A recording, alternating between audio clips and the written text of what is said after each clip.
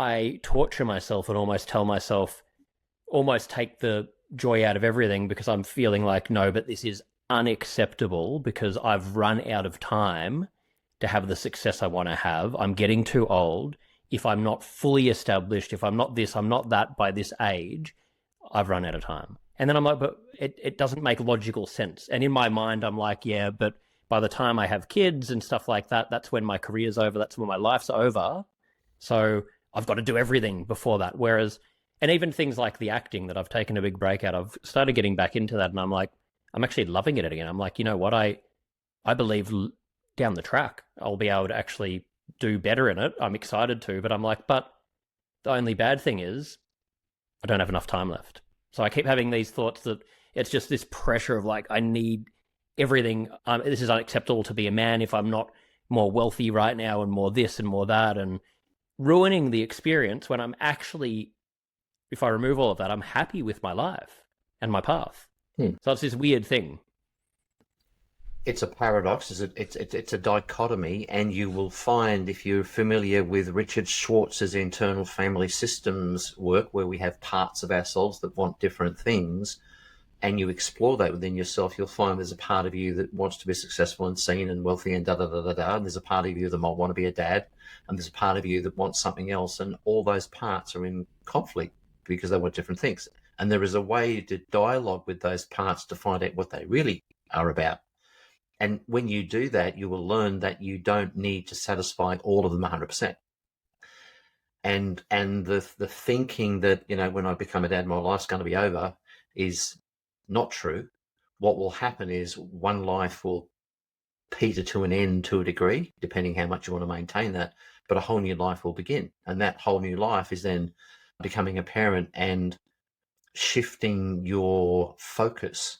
When my mother of my kids was 6 weeks pregnant, I'm in the shower, doing my best thinking in the shower, and I'm having a bit of a dialogue with myself, and I'm going, you know, well, I wonder what this child is here to teach me. And I've come to learn how can I put it, words are implanted, like they don't come from me, they come from outside. And quick as a flash, this voice said, selflessness. Ain't that the truth? And what it brought out in me was a deep sense of care and protection, which I now have become a far more caring human being than I was before I became a parent. And I actually really enjoy demonstrating my care for those around me. When a friend of mine many years ago, a wonderful maxim he gave me, he said, it's not what we're looking at, it's where we're looking from.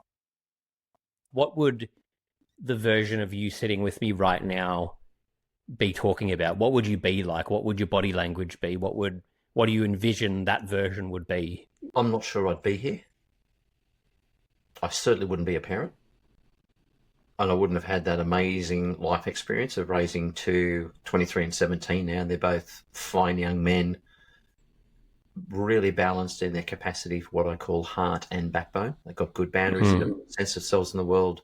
They've got a great cohort of mates and girlfriends.